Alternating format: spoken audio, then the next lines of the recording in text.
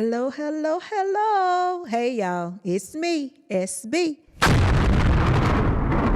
Dearly beloved. That's for my U.S. family. And for those of you who are in South Africa, hello, and my name is Zulu. So listen, guys, it is Thursday evening. I hope everybody's enjoying it. It's about 10:30 over here in South Africa. So what, about 4:30 in the east, on the East Coast of the United States, and I hope everybody is doing well. When you're coming into the live, make sure you're giving me a thumbs up. If you have not yet subscribed to the channel, make sure you do that also. And, we're just going to have a little conversation tonight. So much has been going on. As you saw, the title of the show tonight is African Americans we don't respect authority. Yeah, it's true. We're going to talk about it. Y'all know Pastor of 2819. I think that's the name of the church, 2819. His name is Pastor Philip Mitchell. He's been getting, he's a good pastor. I don't know him.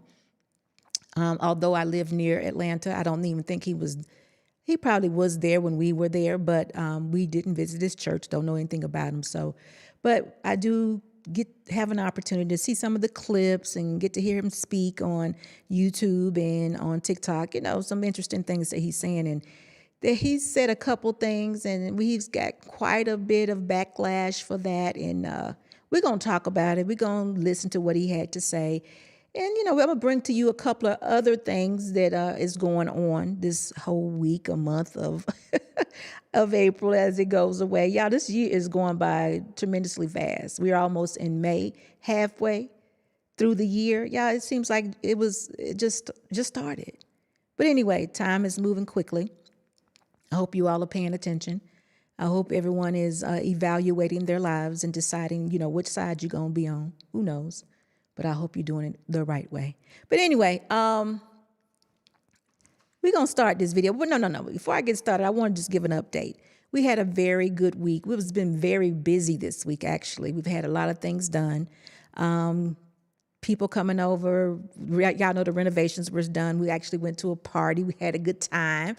We're going to actually have some people come over here, actually coming up soon, 1st of May, from the U.S. So we kind of, getting all acclimated to being in South Africa. Y'all, listen, we're going to talk more in detail about the little controversy that's going on between South Africa and African Americans, which, I understand, but I don't understand. And the part I don't understand, in other words, this is what it is. I don't get the part about getting on social media and clowning each other, hating on each other, saying real terrible, outrageous things about each other. That part I don't get. The part I do understand is possibly a miscommunication or not understanding of what is actually going on from one party to another. I'm calling it party to another. And just educating each other on what is good. Now, is that going to change anything? Because guess what, y'all? I hear that the Zulu parade has been going on for maybe 100 years. I don't know. It's been a long time. And I understand. I understand my Zulu family here in South Africa. I get it. I am not Zulu, but I understand. Zulu is strong. It means something. It is very offensive when someone doesn't give, the right type of praise to the Zulu culture. I get it. But guess what? That could mean that there is a lack of understanding on someone else's end. So I'm just saying to you, I get that part. There needs to be some understanding going on, some communication, maybe some conversations, if it's that important. But the part I don't understand is getting on social media and just making a mockery of each other. That part, I don't understand that part. So we're going to talk about it in more details. We're actually going to have Dr. Assad on the channel, who is from New Orleans, and he's going to tell us more about the Zulu Festival in Louisiana. And also we're going to know and learn more about the original Zulus here in South Africa. So it's all going to make some sense in the end. And I hope that once we're done, the little feud that we are hearing about or experiencing will be over. Now, I do have to be totally honest with you. I have seen some videos of certain people, young men and women, who are definitely spewing hate And I'm not going to say that makes me nervous, but it does concern me because it's a little bit more than mockery. It's hate. And I'm a little concerned about it. So Dr. Assad and I, we're going to discuss it. We're going to talk about it. We're going to play the video. And hopefully my South African family can help me out a little bit. Now, just to give you a heads up, the one that I've seen that hurts me the most is it's a woman.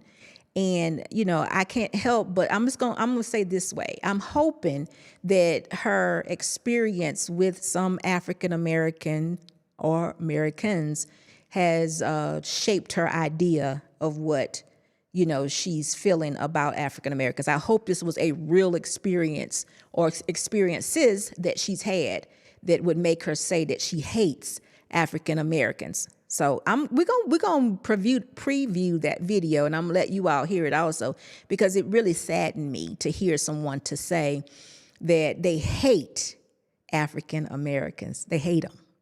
And because they just grouped us all in one little bubble and just said, I hate you all. And I don't care what you think, and you ain't got to She went a long way, y'all.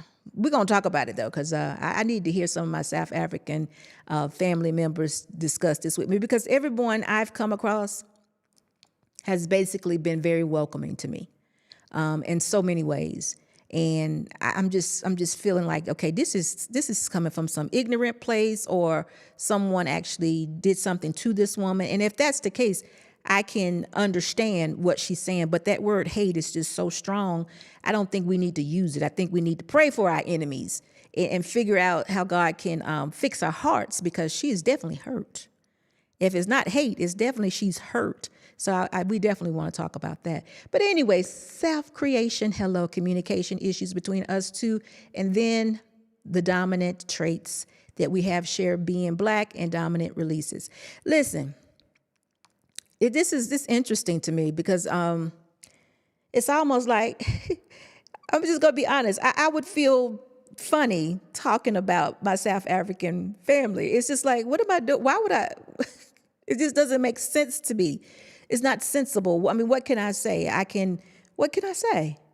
I mean, I hear that they're picking, I haven't seen these videos, but I've been hearing on other videos that they're picking at America, U.S., about slavery and things like that. And then they're picking at South Africa about water and crime. And I'm thinking, what? I mean, what are you, like this doesn't go on in the United States, or like slavery was something that any one of us now today knows about. We don't know. I mean, there is history. We read about it.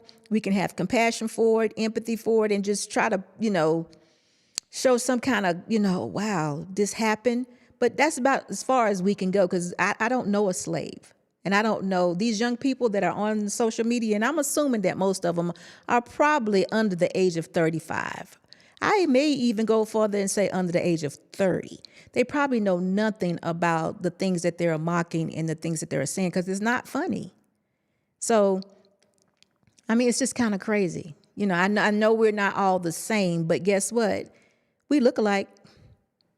And if you really want to know the truth, get right down to it, people probably treat us somewhat all the same. So that's interesting to me. So we're going to talk about that. Dr. Assad and I are going to get together and just have a conversation about that also. So coming soon. It hurts being Black in 2020. It's interesting because it's like, I got to just tell you, I've said this before. Before me and Mr. Boss decided to come to South Africa, I knew nothing about South Africa. It was talked about just a little bit on my radar, or the people I hung out with in the United States. It was not talked about. But since we've been here, not even a year, it's like the topic of discussion, like everywhere I go. I mean, now we having a feud about a parade that's been going on for about, I don't know how many years. I think they said this, I want to say it's been like 100 years, y'all. I mean, and now it's a topic of discussion. How do we miss all these years in between? Listen, let's just say it's been going on 25 years. Nobody's been offended by it for 25 years. Y'all, this is getting, it's unreal. It's almost like something that is boiling over and ready to happen. It's almost like it's all been like set up. It's like a setup. I'm setting you up. I'm putting something in your face for you to complain about. Even with tonight's show, African Americans don't respect authority. It's like this man, this pastor, he's going to be preaching a sermon coming straight from the Bible. And I wish that, I can't say that. He came straight from the Word of God. Okay, y'all know when pastors preach, they give examples a lot so they can paint a picture, help us, they illustrate it for us so it becomes more real. And he gave an example that may have been a little insensitive. Now listen, when I say that, I'm saying that because I understand unless you're walking in someone else's shoes, you have no idea how they feel or what they've gone through. For myself, I haven't had a child to be unalived. I'm sure Pastor, I haven't never heard him say that. So he hasn't had a child to be unalive. So for him to maybe say or give an example of a child being unalived, that could probably hurt someone who has experienced it. And you all know that we are feelings people. Right or wrong really doesn't work. You know, right or wrong doesn't matter. Truth doesn't matter. It's all about how I feel. And that's just kind of about like who we are. It's all about who we feel or how we feel. It doesn't have to do anything with truth, nothing. So he apologized, but we're going to go over it in just a little bit. But I'm going to read a couple of these comments before I get there. Mr. Boss, did I miss anybody? Yeah, Dr. Steele, how you doing today? It's good to see you, Von Bryant. It's good to see you too. Karobo? True, it's pure hate.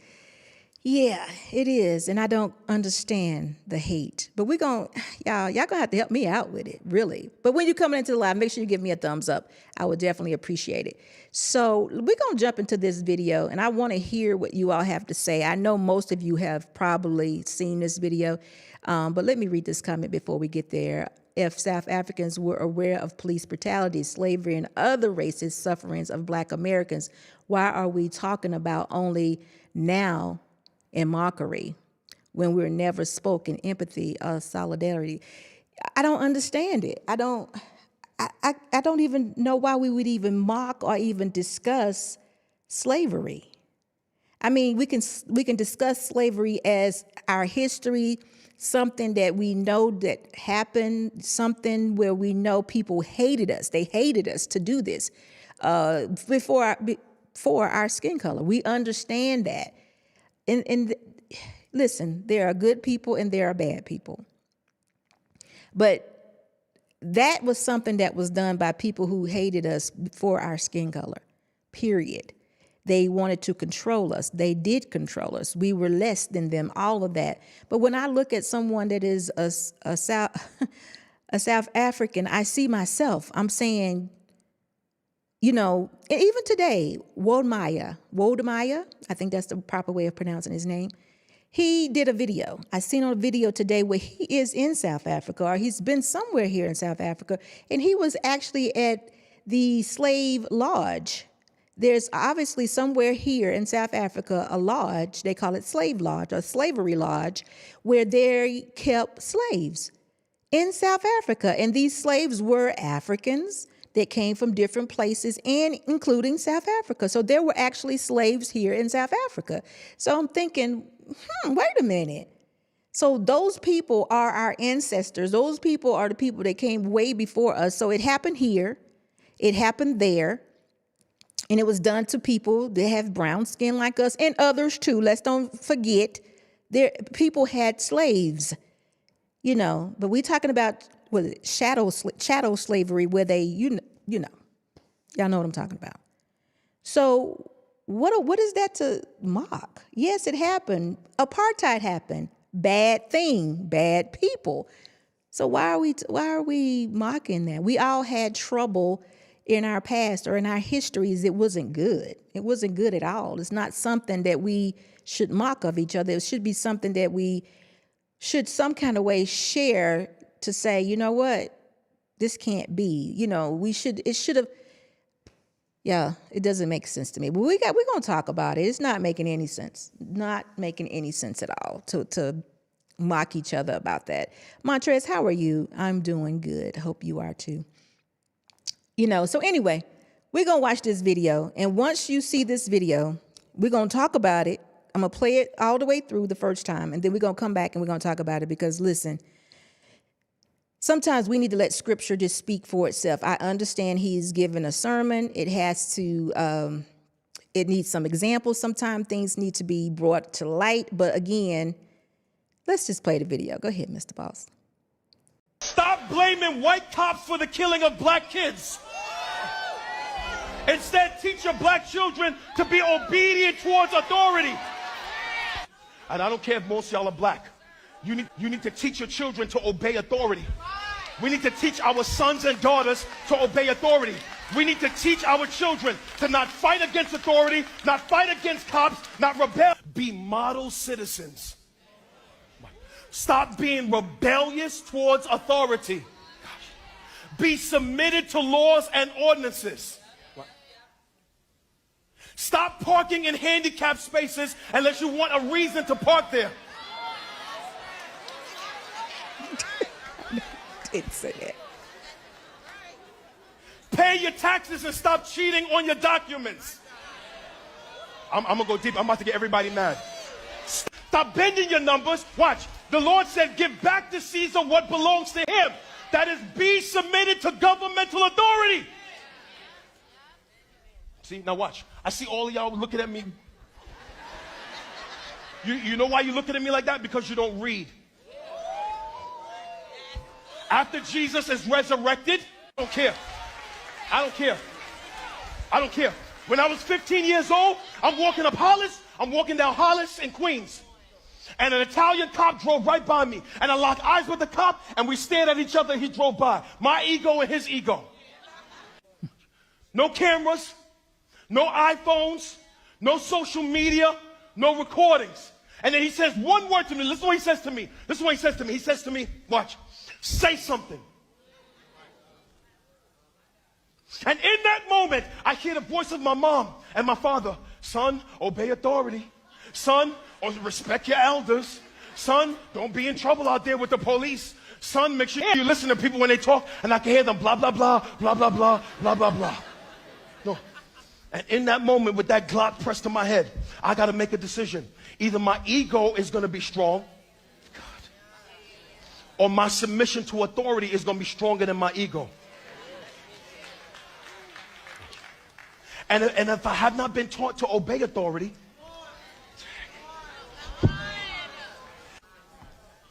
and because I'm not saved, I'm separated from God now for all eternity. By a cop's bullet. Why? Because my ego was stronger than my submission. I don't care. All right. So listen, y'all hear the gist of what he was talking about. I think the part that got him in somewhat trouble was the initial part when he said, teach your children to obey authority. Don't continue to blame the white officer for killing the black kid. And there have been some people that were really, really upset about that. Now, let me just say this. A long, long, long time ago, in the beginning, when we had to find out what was going on in the garden, when God gave us instructions, our Adam and Eve instructions not to eat of this tree of knowledge. What was the knowledge was the awareness of good and evil. And I think that some kind of way we kind of have forgotten all about that. And I think that for some reason we think that people are just supposed to be all good. Is that what we're thinking? Is that how it is? Because I'm here to tell you, God has also given you free will. And in that, people are good and people are evils, meaning there people do good things and people do bad things. In other words, police officers, there are some good ones, and then there are some that are bad. We're not going to group them all together and say because they are wearing a blue uniform and they're locking people up for crimes and doing things of that nature that they all are bad, or because they're in a position of authority that they all are bad, because that's not the case. That is not the case. Because guess what? If something happens, something jumps off in your home, the first people you call are the police. And you're hoping that a good one comes to your home. But you're calling them regardless because you have lost control of that situation and you need someone. And the first people we call are the police. So let's just keep it all the way real. Now, if heaven forbid, a bad cop shows up, then it's gonna be a bad situation. We totally understand that. But what he is explaining to us is that God's principles say, obey the laws of the land and obey authority. It doesn't mean that authority is always going to be right. It doesn't mean that, y'all. When I say right, I'm going to say always good people. They're not always going to be good people. They're not always going to respond correctly. They're not. So what we have to do is we have to teach our children to obey authority, like even with us. Now, y'all have seen all these videos with these women and men going to Walmart, especially the women lately, as of late. And they're going through the self-checkout. They're refusing to pay for all the items. And then when the police get them, once they go past a certain line, they get to acting crazy. Y'all see that? Y'all see how they just be possessed. They act like they just losing their mind. They're not trying to obey any authority. And I even know on the traffic stops, I know that people don't want to obey authority. I've had so many conversations with young men. I even happen to know between the ages of 18 and 30, most black young men, I'm going to go black young men, have had a suspended license, lost their license, or don't even have a license. That is the situation that they're in. They don't have a license. The license has been suspended, or they never got one, and they're still driving the car. Now, understand, obey the laws of the land. Obey authority. Once you lose your license, it tells you, that means you don't drive. Having a driver's license is a privilege. But guess what they'll say to me? I used to be a driver's ed teacher. This is how I know these things. I had young men, let me go back a little bit. I had young men, especially one, his mom would allow him to drive to driver's ed school, y'all. She would allow him to drive to driver's ed school. And I'm saying to myself, I said, ma'am, we need to have a conversation because let me share with you how this is going to play out. As soon as this young man is followed by a police officer, he knows he doesn't have a driver's license, so he's going to panic. Once he panics, he's going to drive off fast, or he's going to do something that's wrong.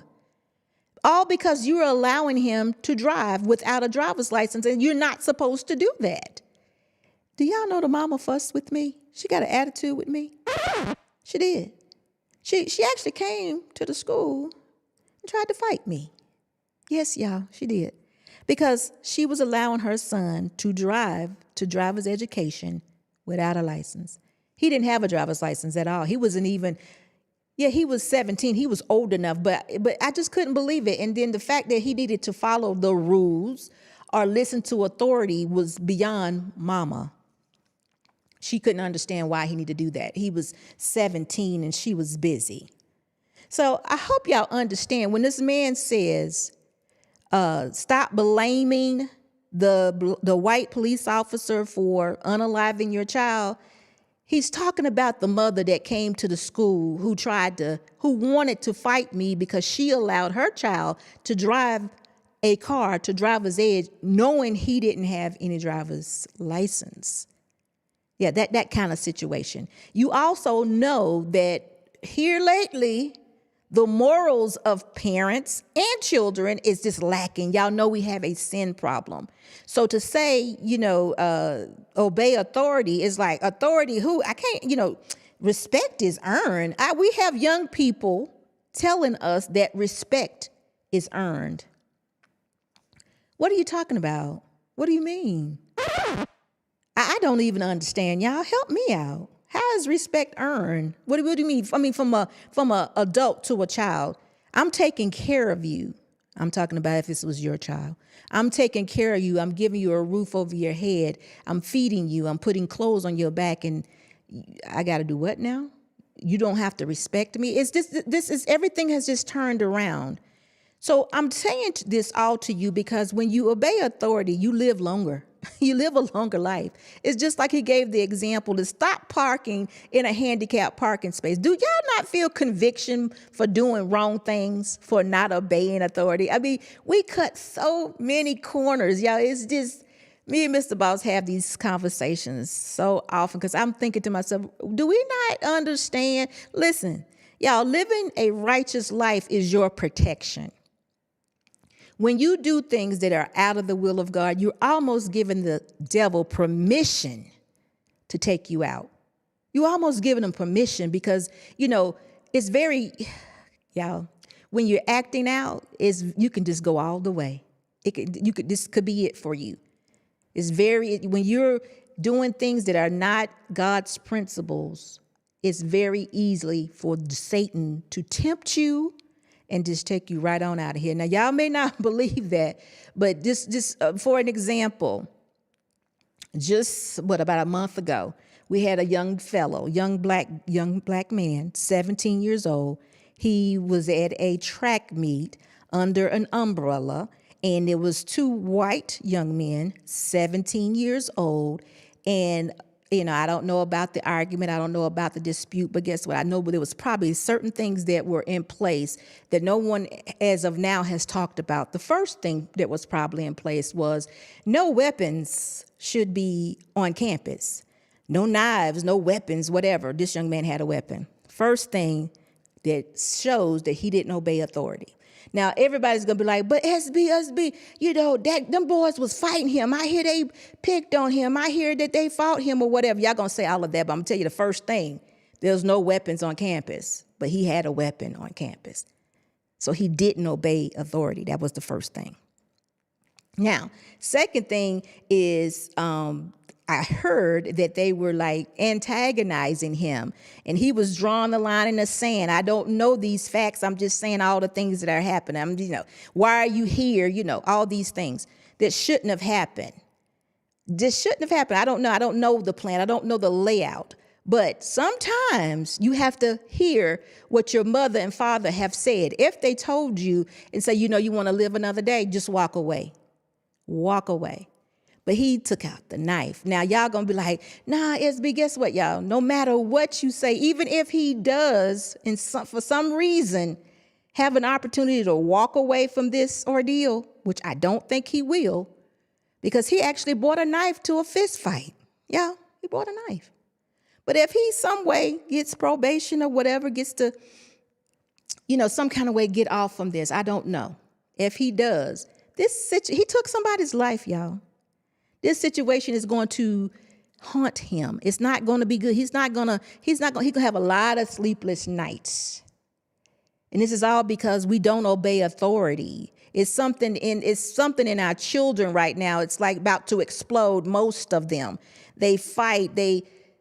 It's almost like they're almost possessed. I hate to say this, but you all have seen it on social media. They'll pull a gun out on you in a hot second, and you like, and once they pull the trigger, what can you do? And once they realize what's happened, they don't understand it. It's like, wow, what have I done? And it's all because we're not obeying authority or we're not respecting our parents. It is written. Everything this man said was true.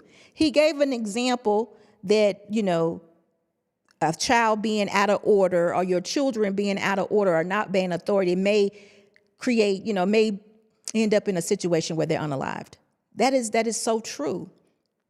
Sometimes it is not justified. Sometimes these police officers are bad guys. But sometimes these situations are justified. I have seen many times these situations are justified. And it could, but guess what? We're talking about a white officer to a black young man. What about a black man to a black man? We don't hear about that much, but that happens often. Is it justified? We don't hear about it. It's still the same thing. Still that ego that is rising within us that tells us to act out or, because guess what? If a young man or a man, period, or a woman is holding a gun at that moment, they're in authority, whether you believe it or not. Whether they have been given permission to be in authority or not. If they're holding a weapon to your side and they're saying, give me the money, they are in authority. And you have to make that decision at that moment, whether you're going to obey that or not. Now, I'm not telling you that they're good people, because they're not. But am I going to walk away from this? Is it going to be their fault or my fault? I'm finna respect this situation. I'm going to respect the fact that they have weapons on me, and I'm going to let this go. And then, because I can get this again. How many of us going to do that? I say this myself. I say to myself all the time, if somebody comes and I'm in a public place and they hold a weapon, I'm screaming and hollering, and I'm not going with them. I'm just, you can call it ego, you can call it what you want. I am just not going to let them have it. That's something I have to work out between me and God. I don't know the situation. But I'm telling you, when a person has a weapon on you, they now have the authority. So we have to realize that our ego has no place in this situation. And sometimes you have to submit to that, and I'm not saying that's God's principle is submit to authority. We're thinking the authority has to be correct, or the authority has to be right, or the authority has to be somebody we respect. The authority has to be, no. It's not like that. And I think that's the part that we miss. So, because we get all into our feelings. I don't have to submit to you because you ain't done the right thing, but I have a weapon at your side. Or I'm holding a weapon at your head. What you gonna do? Just like he gave the example. He gave his own testimony, how he said him and the Latino, I think he said he was a Latino police officer, their eyes met. He said he saw his ego. What you doing? At that moment, he knew that police officer had way more authority than he did. And he also knew he hadn't done anything. He just walked down the street. So if this police officer decides he wants to come back and flex, he can do that. He would do that. Now, is it right? No. But you have to make a decision. Am I going to respond to this bad officer at this time, this authority flexing on me? And because, he got a weapon, I don't. What are you going to do?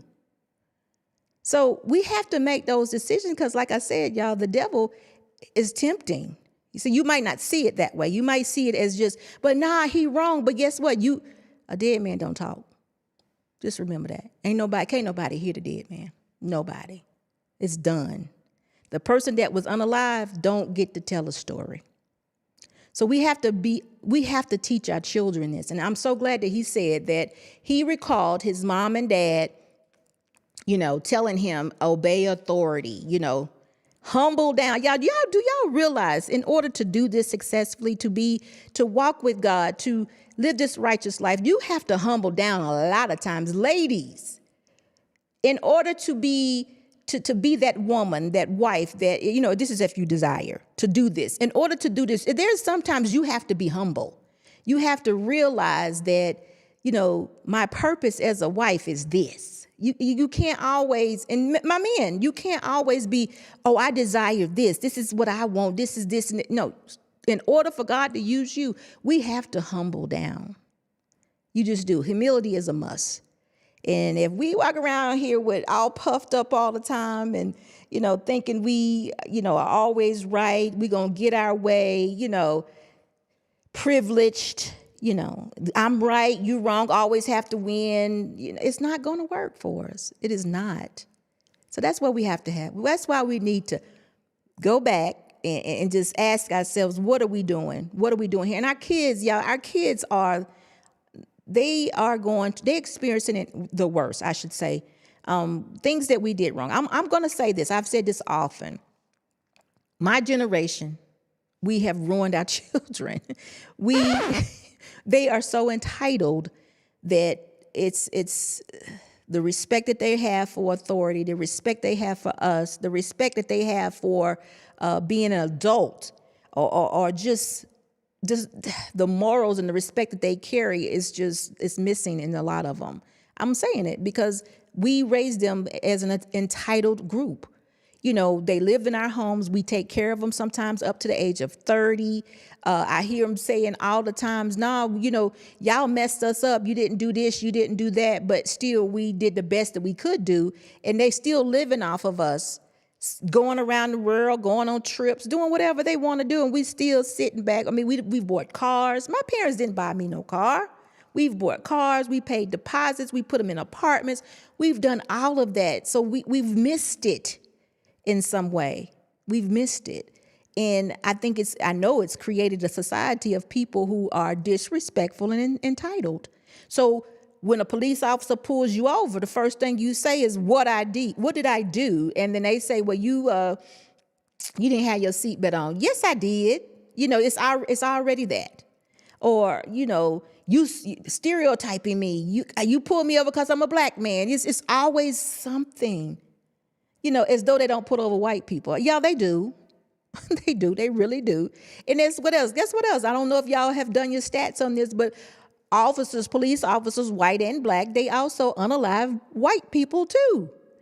It's there. We just always concentrating on what happens to us. We're always in our feelings instead of we don't really want to know the truth. We're just always in our feelings.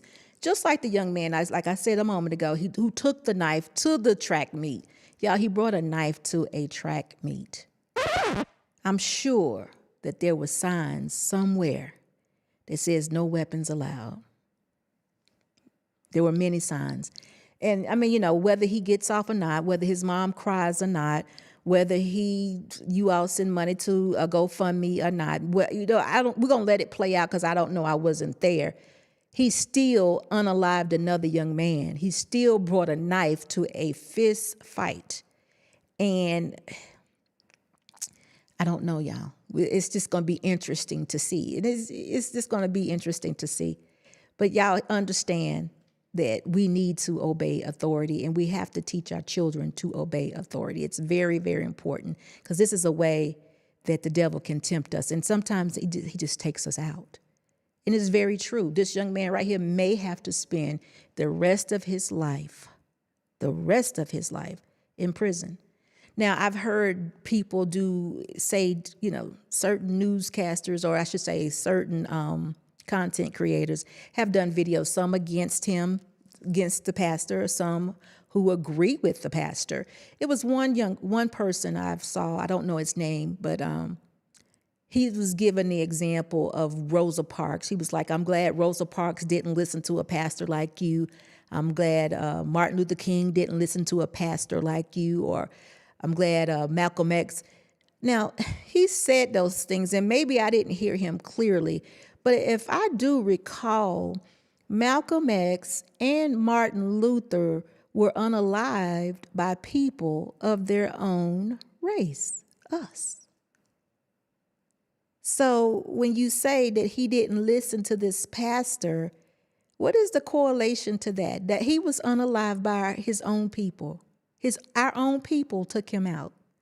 And when you listen to Rosa Parks, okay, maybe that was the best example. She didn't listen to authority. She felt like she could sit in that spot because they were paying for the buses. Rosa Parks was a grown woman, not a child, not a young person. She was wise enough to know what she could do and how far to go. She actually had that amount of wisdom, and also may have had that type of prayer life. I don't know. But Pastor Phillips was talking about young people who have not yet decided how their minds, don't know everything. That's who Pastor was talking about, not a Rosa Parks. But that example for Martin Luther and Malcolm X, they were unalived by their own people. Well, to make the correlation for me, definitely do so. SBU. Do you believe there was a point in history when Black Americans did obey authority? If so, can you pinpoint the time when that culture of obedience changed into a culture of irrational defiance? Let's see. I think that there was a time when, let's say, around the 1940s up into around the 70s, or even I want to go maybe to, 70s, late 70s, early 80s, I think. So I was like 40 good years of where, now listen, when I say obey, I'm saying I'm living as a free person, or Black people are living as free individuals, making their own decisions, being married, having families, the nuclear families, they're making their own decisions. I'm not saying that there are not people out there that hate them. I'm not saying that there is not white supremacy or, I'm not saying that all that is still going on. I'm just saying within our culture, I think somewhere between the 1940s up until maybe the 80s, we lived very good. This is my analogy of it. We lived very good. Now, I do think things began to change when the fathers were taken out of the homes, was round about 1960s. Now, understand this. I'm not saying people were not coming against us, but I'm saying as a nuclear family as a whole, I think we all worked together. I think we understood what could happen to us. I think we understood that it was more important for us to make it home. I think our fathers understood that it's more important for me to take care of my family than to argue with this white man about whatever. I think we understood that, okay, so at certain places we're not going to go. Now, I'm not saying this is a perfect living situation, but I think we understood the timing and what we needed to do to get ahead. I think families were important up until about 1960 something. I think around the 60s is when the fathers were being taken out of the homes. I think also around that time, factories and things of that nature were shut down. I actually think that we were doing very, very good as a culture being black folks. This is what I think. And I'm talking about in the U.S. And I think everybody recognized that. I think we were becoming very valuable people.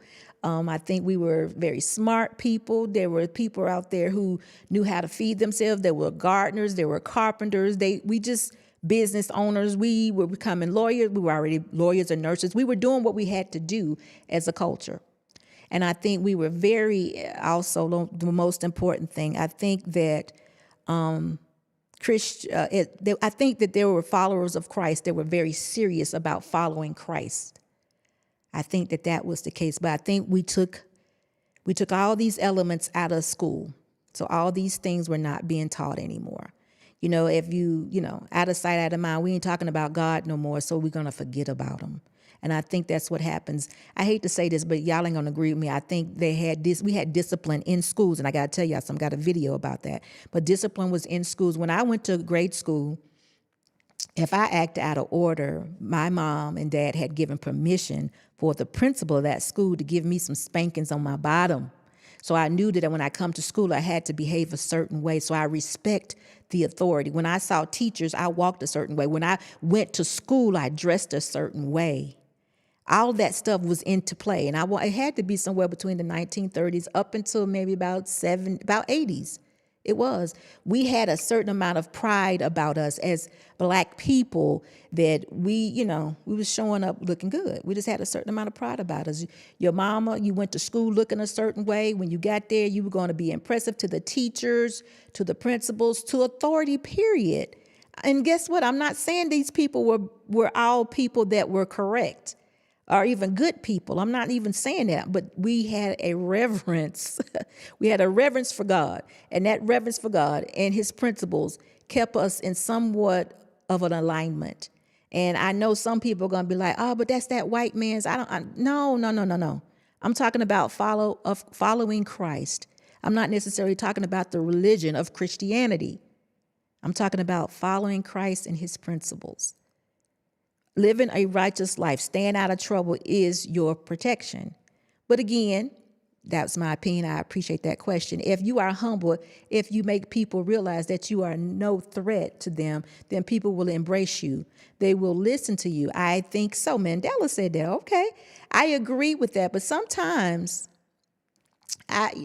it's got to be, when you're humble, God can use you. And actually, you should be in that position. Miss M, what's going on with you? Not to submit to an authority would depend on the level of danger someone is faced with. Rosa Parks was not in imminent, life-threatening danger, or someone with a gun at their head would be. But even with Rosa Parks, like I said, I think she had a certain amount of wisdom that said, this is what needs to happen and this is what I can do. Scorched Earth, how you doing today? King was assassinated by the government. Malcolm was assassinated by his own. Okay, if you say so. I don't know. The point is he was saying Martin Luther King wouldn't have listened to this pastor who says that we need to be obedient or obey authority, is what he was saying. And I happen to think Martin Luther King probably did obey authority. Yes, he was fighting a fight against a situation, but I don't know if he would I think he pretty much obeyed authority. And I think most of us did for a time. But what's happening now, and we see that we've taken all of our morals, all of like I said, God has been removed from school. Fathers have been removed from home. And it's almost like, I know we're probably not going to admit it, but we probably are just like we don't know what to do. Some of us, it's just like, I don't know what to do. We're not listening to anybody. We just doing what we want to do. And the question is, why? Why I got to do that? Why I got to do what you mean? You do these things to protect yourself. You do these things to protect others. Why not? And no one really has a good answer. If you want to just live a riotous life, go ahead. I can't keep you from doing that, but you have to accept the consequences that come with that. And a lot of times what comes with that is unaliving, or prison and things of that nature. What is so hard about getting a driver's license? Because, see, these rules apply to everybody. A lot of times when I hear people talking, they say things like, that stereotyping a black man, especially when they're driving these cars. Do we not think that these laws apply to everybody? Or do you just really think that when the white man doesn't have a driver's license, they just let him go? It could be the case, but I'm telling you, I know that it's not. It may not be every situation, but I have even been speeding and doing something. Well, I can't even remember. Oh, I've even had an expired plate on my car, and the police said, go on, drive. Guess what they did, y'all? They didn't tow my car. They said, drive home, go. Took the tag. They allowed me to drive home without a tag, and it was no big deal. But if I thought that, or if I got out the car, I'm like, you stereotyping me, you did this and you did that, I bet you I would have been arrested that day. If not arrested, my car would have definitely been towed. Because I was wrong. I didn't obey authority in that particular time. I ain't had no money to get my tag. I don't even know if I remembered, but my tag was expired. They took the tag off the car and it was like, go on and drive home. It was no big deal. And guess what? It was a white officer. So there is something, it's something real about obeying authority and following the laws of the land. These are all God's principles. Again, you don't have to. You do what you want to, but there are consequences when you don't.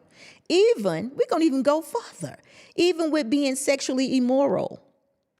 Like right now, you have people it was a pastor and his wife that is on Dear Future Wifey. Y'all, I don't know their names, but they have on green. And they're talking about how their relationship was in the very beginning when they first met each other, 17, 19 years old. They were young. And they have now been married 30 years, I think it is, 32 years. And people are giving them a very, very hard time because in the beginning, the pastor, which was not a pastor at 19 years old, he was a homemonger. And he's transparent about it. And he's laughing about it. And it's funny to him that he was a big hoe at 19 years old. And I'm thinking, okay, and his wife is there. She's kind of, laughing about it too. And like, oh my God, he did this, And so they all have obviously had some therapy. And now they can actually talk about it and be transparent and allow you to see that, hey, look, God can turn this thing around. But y'all, people are attacking these people because they like calling her stupid and crazy. Oh, I would have left him. I'd have done this. I'd have done that, And I'm thinking, well, you know what? I bet you out there screwing somebody, I bet right now this woman who's talking about all these things she would have done on this video, I bet you are screwing somebody that is not your husband. So guess what? You are being sexually immoral. So they liars, bro. They liars. But she's just all in her feelings. Look how he did. Look how she did. It was a video, y'all saw it. Look how he did his wife. See, that's what I'm saying. That's why I don't listen to older people, because they'll have you doing what? You out screwing somebody right now. You are sexually immoral. You are not under the covering of God. And you're talking about people who have told you what to do, what to expect, how it happened for them, and how they've gotten it right. And you can't even receive this. I mean, y'all don't know God. You just don't know him. You think it's all about you. You think it's all about your desires. You think it's about you. Really? But you still out there screwing somebody right now. Anyway, Mandela said this on the Oprah Winfrey Show. Hence, it's hurt me so much, this fight between South Africa and Black Americans, because we have so much potential loving one another and working together. Let me say this. I don't know if y'all been following Trump a lot. I mean, I check in, I check out, right? But Trump has put in like an executive order, or they're fighting a law that was in before, where it talks about like the firstborn. Say, for instance, I was born in Africa. Say I was born in South Africa, and then me and my husband went to America, and then we had a child in America. My child was considered to be a citizen of the United States, right? They have this thing now. They're doing a court. They have a trial now that's going on where they're fighting that. They want to turn it over. They want to say now that child that was born, my child that was born in the United States, is not a citizen of the United States. And actually, my child can be deported back to South Africa, where the parents were actually born. So guess what, y'all? Believe it or not, my South African family, we may end up over here on the continent of Africa, regardless of whether y'all want us or not. Because if Trump say you got to go, and he finds a way to overturn this executive order, or this order, if he finds a way to do this, because they're now fighting in court. I don't have the paperwork in front of me, but there's a trial right now, a petition that's out there right now, and I think it's the Supreme Court is trying to overturn it, but the Supreme Court said no. For now, they're not overturning it, and I could be wrong, but they're fighting it, y'all. And if he changes this, that means people who are descendants of people that are born in the U.S., but their parents are from other countries, may need to be. They're not considered United States citizens anymore. So he can deport them. They can go, get out. I saw one young lady, one black girl. I don't know what she was. I'm not sure, but she was hollering and screaming. They had already picked her up and had taken her to wherever they take them.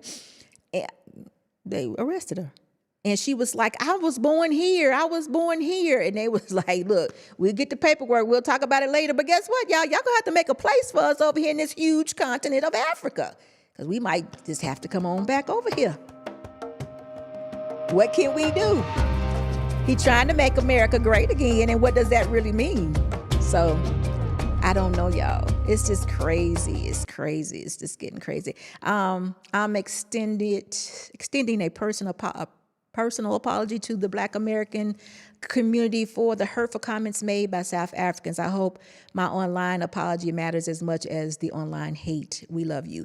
Listen, we may have to start working together. I know this is a real thing. I mean, I don't know how Trump would do this. I don't know if it seems so unreal, but he's saying if your parents are from another country, since you have the same DNA, where you were delivered really doesn't matter. You may have to go. So if some kind of way this petition is overturned and he's able to do that, it's going to be interesting. Now, it's going to be some people who are not going to want to come to South Africa or Africa, the continent altogether, because they don't know anything about it. We haven't been taught about our culture, nothing. We know nothing about it. We're still learning, even with the parade, the Zulu parade in Louisiana.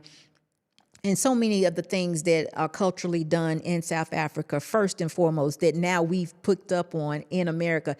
I don't even think that people even understand that this stuff is going on, because we don't know about Africa, the continent. We don't know about it. Like I heard someone say today, we see these little commercials on TV, and it's always somebody begging for money for the child that is starving with the flies in their eyes. It is not where I live. It's not the South Africa that I see that is very wealthy. It's not the Kenya that we see that is thriving. It's none of that. It's always poverty. It's always tribal. It's always no streets. Someone asked me about 2 weeks ago, how's the water in Johannesburg? Let me just share with y'all something.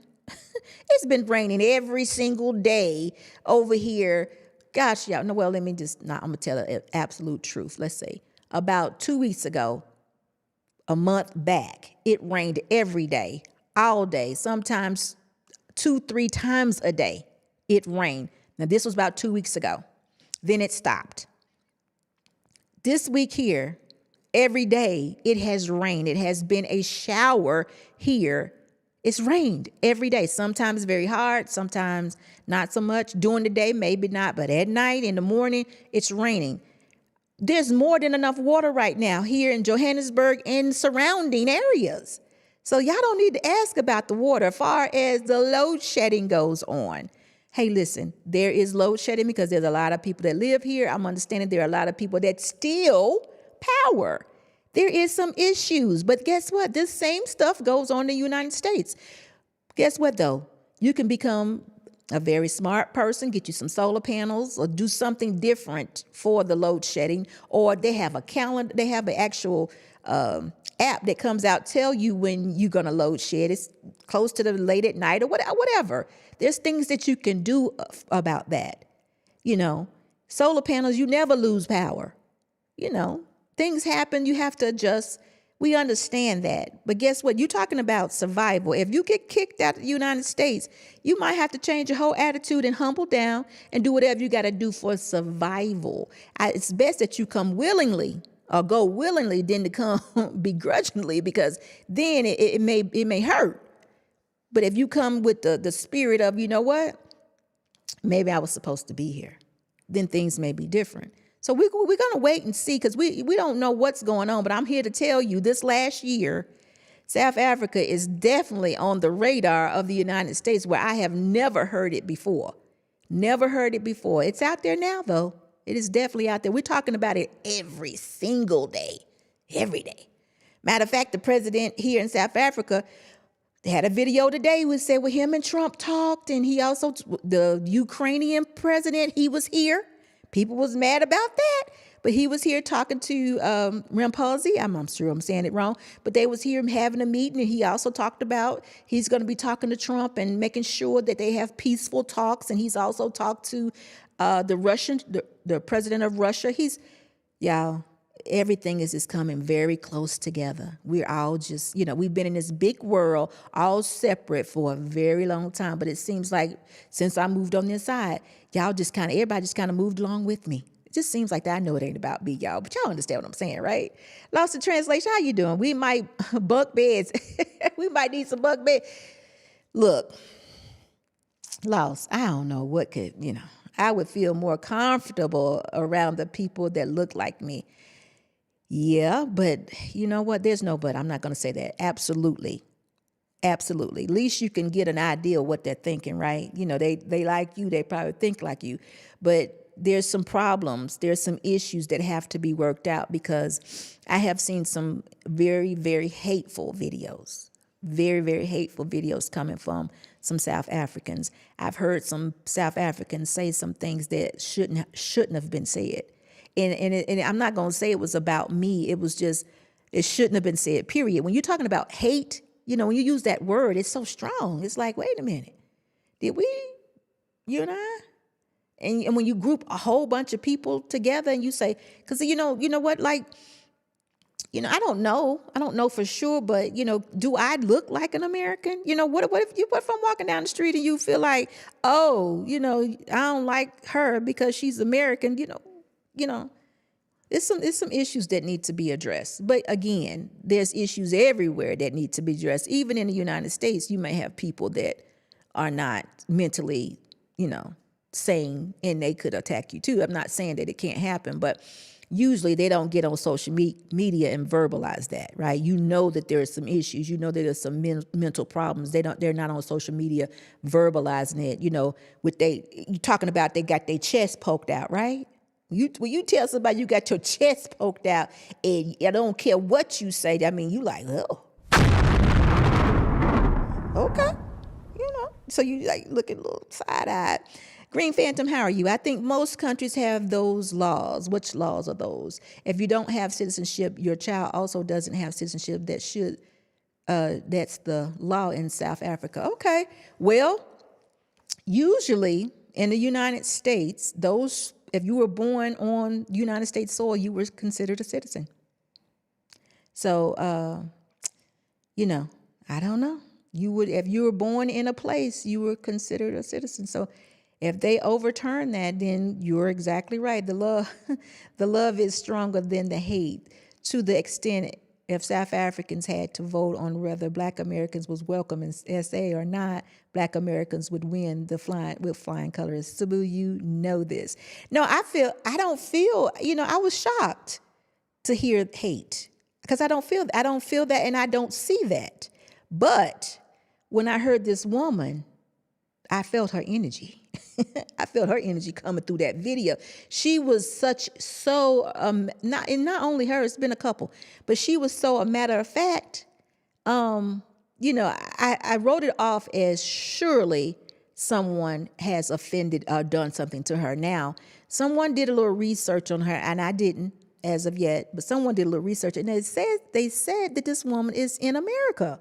And that right there made me feel like, and she's a nurse. Twice. I'm thinking.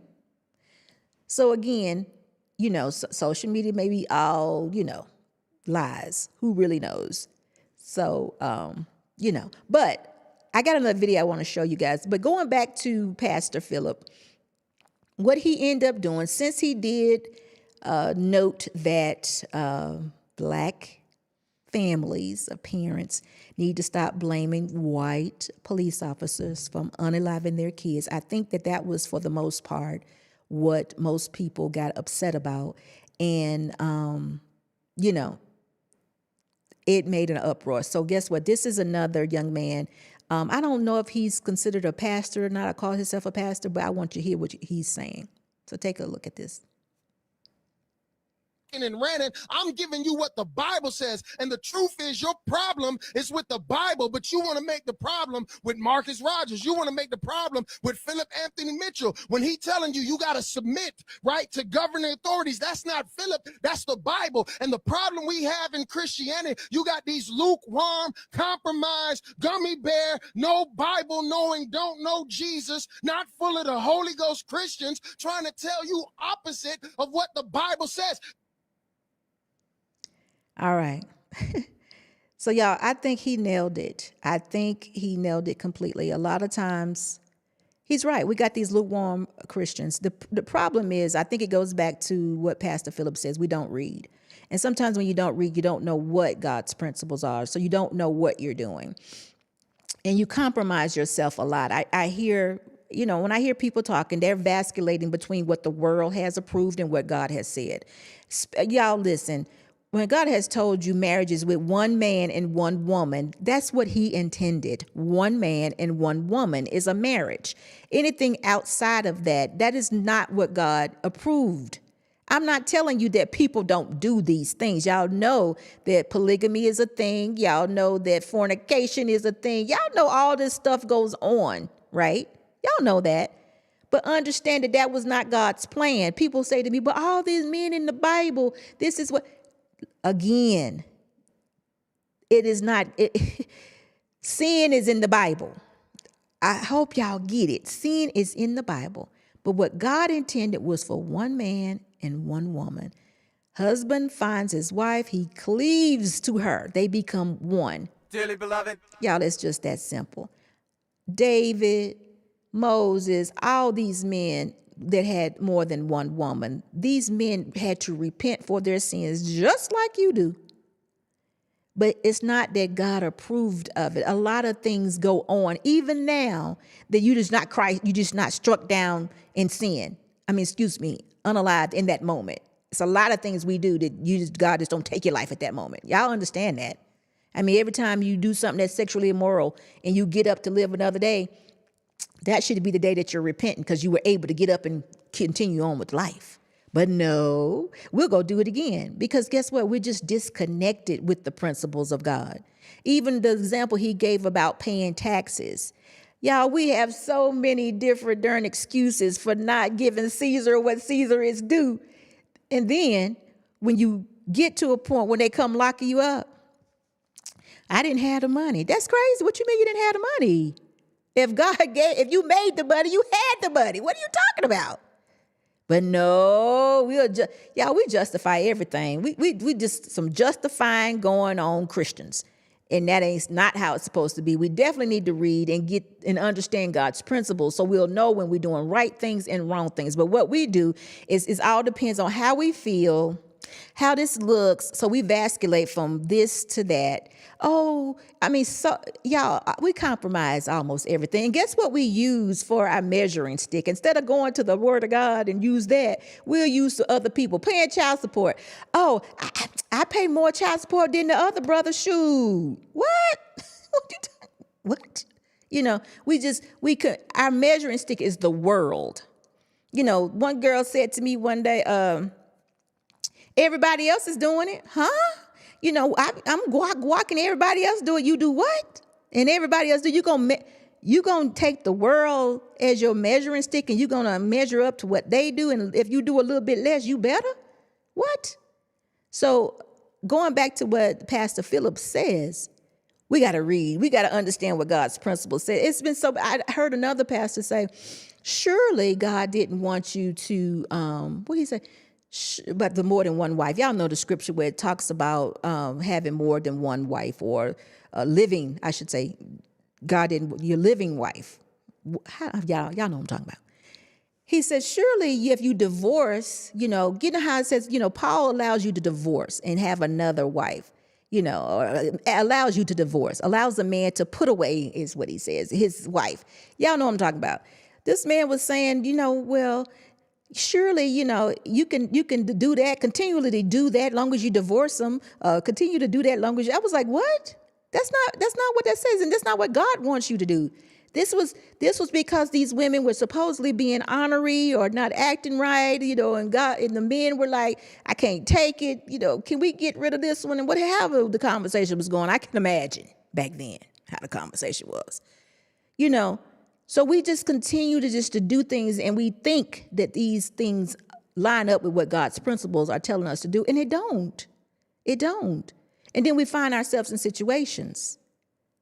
But we gotta go back to the Word. We gotta find out what God's principles have to say about it, because we compromise ourselves so much, so many things. He gave examples of the tax paying. Going back into the bill paying, just paying your bills. How about that? We'll say we'll pay for the car, and then when we don't pay, we'll get mad. Y'all, even borrowing money from your family member. You'll borrow some money from your family member and you're supposed to give it back, and then you'll get mad when they ask. What is that? What is that? It's so crazy, the things that we do. We compromise ourselves so much. We are not living that righteous life that we're supposed to, that keeps us safe. It keeps us safe. When we obey the laws of the land, we typically are in a safe place. Now listen, that don't mean nothing can't happen to you. That don't mean the bad cop can't come and bother you and put you in a situation. That doesn't mean that. Y'all, when y'all come into live, make sure you're giving me a thumbs up. I would definitely appreciate it. That doesn't mean that. It doesn't mean it. You can definitely be harassed by the wrong officer. It can definitely happen. So what this young man was doing was just going to his defense, letting him know that he shouldn't have, because I don't think I've said this to you all yet, but Pastor Phillips actually came back and apologized. He apologized for anyone that he may have offended. Now, some say he shouldn't have done that, and some say, he should have. Like, listen, Pastor, I can say pretty much that he consults with God, and if God told him to do so, then he humbled himself down and did that. Now, I can imagine that his apology was because there are some people that have been affected negatively or unjustly. There have been some people, some parents that have done it all right, and their child was unalived by a police officer, that, it wasn't justified. So, and a lot of those people may have been those ones that were complaining, or it could have been just a whole bunch of people in their feelings. It could have been a whole bunch of these lukewarm Christians that just don't want to do what the word of God do. They want to be all in their feelings, and then they listening to people. Oh, y'all, some of these pastors right now that are out here are just scary to me. They're scary, y'all, because they saying some crazy stuff. They're saying some real crazy stuff. Some of the stuff I'm not going to even repeat because you're not supposed to. But I'm going to say this. One of them down there, this pledge, was it Kappa? No, look, was it New Year's Eve? He was down there doing some swagging and surfing. We got, y'all, we got one of them with a perverted umbrella over his head, and he's still talking. I can't believe he talking. It seemed like to me he would have been so humble enough that he would be on his knees. Just you know what? Certain conversations shouldn't even be around you. I can understand people making up stuff, lies. The devil's, he's busy. But sometimes you need to just go take a sabbatical, just run away, repent. How about that? Unless you just really gonna hold on to it and just fight to the end. Some of them do. You got some, and then these pastors have huge churches, y'all. They have people that are listening to them. They have people that you can't say, y'all, listen. And I'm praying for those people because those are good people. Those are good people, and they're listening to what certain pastors are saying. And it's just, what was that the other day? I think was it Creflo? Somebody said something about Jesus was a woman. Oh, Jesus, I can't even remember, y'all. It was crazy. I was like, what? But anyway, we just keep on going because it just doesn't make sense. If you obey the law of the land, you're actually nourishing that land and making it healthy. Well, guess what else? You're keeping yourself in alignment and being decent and in order. And this is what we are lacking now as people, especially African Americans. And I'm holding us to a standard because being a follower of Christ, you have a standard. And I know not everyone has claimed that. I get it. But I myself see these videos and we act out, y'all. I mean, police stop us. We start out on like 10 and then we escalated. We run over them with cars. We go on high speed chases. We drag them behind our vehicles. Y'all, we do the most. We do the most. And sometimes the police officers are just so nice. Be like, ma'am, can I see you? And, sometimes they be real arrogant and I get it. But sometimes they be they'll ask a million times, no, I ain't getting out the car. No, I ain't no, you're going to get out this car. No, I ain't doing this. No, I mean, it's like, why are you doing this? Don't you want to go home? I mean, situations, y'all, that should have been, they shouldn't have happened. I have seen young men and young women just push. They got this whole bodysuit now they have to put them in, y'all, with the little spit cap on them because we be acting out so much. And and I know that a couple of weeks ago, somebody said to me in a comment that we are basically an aggressive group. We sometimes, as professionals, I guess we write it off as being assertive, but we are an aggressive group. We conditioned to be that way from where we live in the United States. And I got to thinking, I'm like, ooh, that may have some truth to it because over here, y'all are laid back. Y'all be like, now, not right now, but maybe later. Y'all be like, right now could be sometime today or maybe happen tomorrow. It is so laid back over here. And it's like cool. And I'm glad of that. And like I've said so many times, it reminds me of the 80s. The music is just chill over here. In the United States, let's go, let's get it. They get stuff done. I'm not saying that that's good or bad, but I'm telling you, that is the mode that we work in, live in, sleep in, everything. We right then. We're not, okay, maybe later. Yeah, no, we're not like that. It's quick. So I can imagine that has, conditioned us to act a certain way, to move a certain way, to be up under a certain amount of stress. You know what I mean? I can imagine that is true about us. I'm accepting that. And I'm like, I'm ready for that other mode, that slow mode. I'm relaxing. Don't rush me. I'll be there sometime today. If not today, we'll get it tomorrow. Just a little stress-free. And that's how it is here in South Africa.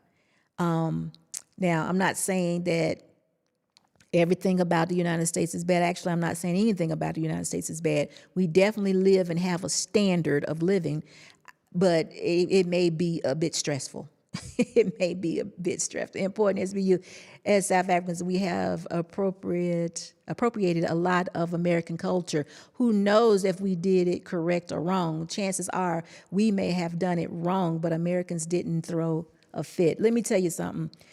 Yes, there are a lot of things that you all have y'all calling it. I don't know. When you say culture, I'm not sure what you're calling culture, but yeah, there's a lot of things that you all do here a lot. That's what made South Africa a very much soft landing for us to move here. You are exactly right.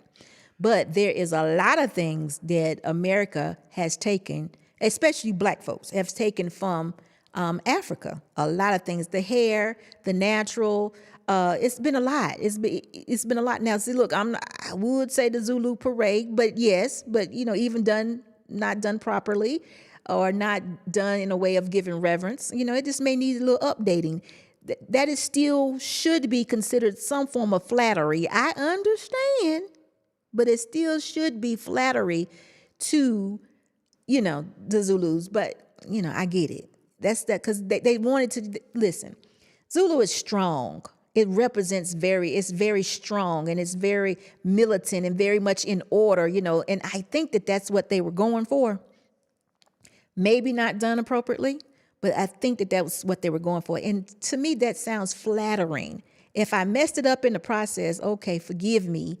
Let's move on. But I think the whole, was supposed to be flattery. We are definitely going to do a show. Dr. Assad and I are going to do a show. We're going to talk about it, and we're going to see what happens. Ooh, SA is a big country. People from different parts of SA have different beliefs. I believe generally the black people in the cities are more welcoming to foreigners. No, you know what though? In our experience, all South Africans have been pretty much welcoming. No lie. Now, it's been some things that even the I pay one price and the South African pay another price. Even they were welcoming. They wouldn't mean with it. I just want more of your money. So that's what I see too. But again, there's some sort of undercurrent that I don't know who it's coming from, where it's coming from exactly. But again, it may come a time where where more African Americans may have to be here. We may have to live more, as family. So, we need to fix it. Whatever it is, we need to fix it. And sometimes, even myself, I don't know everything. I don't know half of everything. So what I'm bringing to you is what I've lived and what I've grown up in. It's my condition at this point. Not saying that it's right or wrong. It's just who I am. If I need to see a different point, show me a different point, but understand I'm not who I am in offense to you. It's just, this is what I grew up in. This is how I lived. Even dealing with police officers, just like I did the video about the young man with the police officer here with the stop. It is custom that we would ask a police officer, why did you stop me? What did I do? If we're not aware, if I'm speeding down the road, and I know I'm speeding, then I don't need to ask. And it's also a custom for the police officer to come and say, hey, you were speeding. So if that doesn't happen right away, we're like, and that's not written in a law book. That's just something you have to learn. And it's not written whereas, okay, when the officer approached the car, he's not going to say anything. It's not written that way. So as people that are aggressive and people who are assertive, we ain't got to be here long. Why am I here? Why did you pull me over? You got a ticket to write? Go ahead and write the ticket. Well, I'm getting ready to go. And in America, that's okay. You might get that. People feel that privilege to do that. Or guess what it's showing? It's actually showing a lack of obeying authority is what it is. It's like I'm who I am, and you who you are. I need you to write this ticket. I got to go. And a lot of them have that type of demeanor, and I think the police officers are quite used to it by now. Now, understand that's probably somebody who is just speeding, or somebody that is just in a rush or what have you. That's not the young person who is actually breaking the law, who doesn't have a driver's license, who wants to have a fight on the side of the road. It's not that person. You got two different people going on right now. You have people who want to have a fight. You got people that want to settle a whole court case on the side of the road, and they'll try to do it. Just about a month ago, a young man, they said he was suffering for a mental breakdown or something. He just came running down the highway, guys. He flipped his car on the highway. And he just came running towards the police officer. Just running towards him, and just start trying to grab his gun and I don't know what this young man was doing, but he actually stole the police car, and they end up taking his life. And it was I've looked at the video. I'm trying to figure it out. This young man was mentally ill, but I just couldn't figure out. They could not stop this person. They could not stop him. They couldn't stop him. The car finally flipped over. And he wrecked the car. He took the police car, and then the thing flipped over, y'all. It was just a crazy story. And it was just so sad, because after all those things he did, they end up unaliving him. Now, I'm thinking to myself, gosh, why did they have to do that? Even though I sit and watch this, but me sitting watching this, I realized this man was having a breakdown. I realized this, it was not connecting. This shouldn't have been someone that they took life.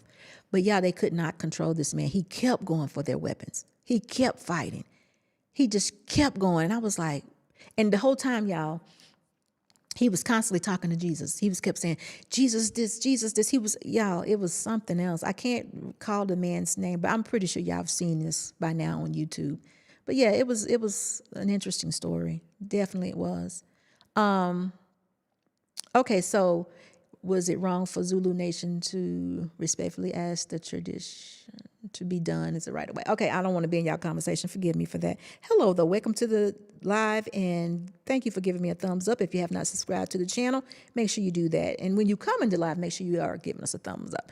Y'all, listen, I got a confession. I'm one of those ones. I look at YouTube, and I'm looking at it like I'm looking at TV, y'all. So sometimes I have to be reminded to give thumbs up. I do, because I just don't be paying attention. I'd be like, oh, next channel, I'm just looking at it like I'm looking at TV. I never think about the thumbs up. So I do know that we need reminders, because I need reminders. So this is why I'm saying that. So when you're coming into live, make sure you give me a thumbs up. I got a couple more videos I want to share with you, but this one, I've talked about it just a moment ago, and it's Trump in full force. So I need y'all to pay attention to this. He has signed another executive order. I mentioned to you all just a moment ago, when I was young in grade school, our parents, they probably had to sign some sort of paperwork that gave the teachers or the principal of the school permission to discipline us. So guess what's happening? Trump has signed an executive order to bring discipline back into schools. So y'all check this out. The classroom for teachers and students alike. Basically, they focused on CRT and sort of diversity ideology instead of actually just enforcing the rules in classrooms to ensure a safe learning environment. This executive order revokes that prior guidance and puts us back in a place where hopefully the Department of Education can focus on education and teachers can focus on teaching in a safe environment. And this was important for you, Linda, as I understand it. Yeah, absolutely, because it gives teachers the authority now to have discipline in their classroom and discipline the person who is being disruptive. Great. We took that away. All right, y'all. You see that today Trump issued an executive order.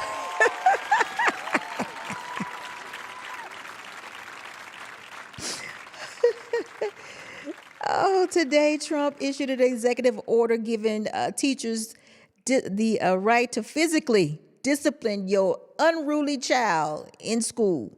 They finna whoop their butts, y'all. We going back to whoopings. Y'all, this thing is getting ready to get off the charts. Because guess what? Some parents don't believe in whooping your kids, peddling nothing. That sport of rod, look, where was that at in the Bible? What did that mean? We done found a whole new definition for sparing the rod. It ain't whoopings no more. It's something totally different. I don't know what it is, but y'all, this right here, this is gonna set it off. Y'all, it's gonna set it off. You're gonna have Keisha, Renee, all of them, y'all. They're gonna be at that school because you're not gonna hit their babies. You're not gonna do it. You're not gonna do it. They coming in there to get you. They're gonna come in there fighting you. I'm telling y'all, I had a parent coming to fight me because her 17-year-old son was driving to driver's ed, and I refused to teach or to even allow him to be in the classroom. No, mama didn't give him the discipline. I don't know what daddy was, but guess what? SB wasn't going, you're not doing it. No, too much. This is too much. You know, and I know y'all probably saying, SB, what you even care? How you even know? I was looking out the window and I saw him driving up. Now, it would have been different if he was driving up with his mama. And I know y'all didn't think that mama was in the passenger seat and y'all know y'all was doing them little drives. You know how you used to, y'all know you get your learner's permit. Y'all probably thought it was like that. No. Mama said, I don't want to get up this Saturday morning and take you to driver's ed. You need to drive yourself. And then when I wouldn't let him in, he drove home, got her and brought her back. They was going to fight me. Y'all, I'm not kidding. I'm not. What y'all think about this? Y'all think whoopings need to come back? I think we need to be whooping grown people too. Claire, y'all, am I wrong? I be telling Mr. Boss this stuff. I say, you know what? I think they cane over there in Singapore. Do they cane in South Africa? Do they cane anywhere anymore? I really think that some people be needing a spanking, but when you grown, a whooping. I'm serious, y'all, because you know, it don't be bad enough to lock them up, but it's like you lost your mind. You need some, some get right, something. Y'all, she was coming to fight me. So what? What was I supposed to do? Of course I wasn't going to fight, but it's happening, y'all. It's happening. I'm trying to tell y'all. This executive order has gone in today. So that means little Jimmy, he might get his butt spanked. I don't know what the terms and the conditions are, but if he acting up, the teachers and the principal have permission to whoop his butt. Yeah, this is gonna go crazy. I can't even imagine. You think they do it in middle school? Okay, so Dr. Steele. Oh my goodness, y'all. This is going to be a big deal. All right, Jay, it's good to see you. So listen, guys, I have been here with y'all long enough. It's been real. Hey, C, how y'all doing?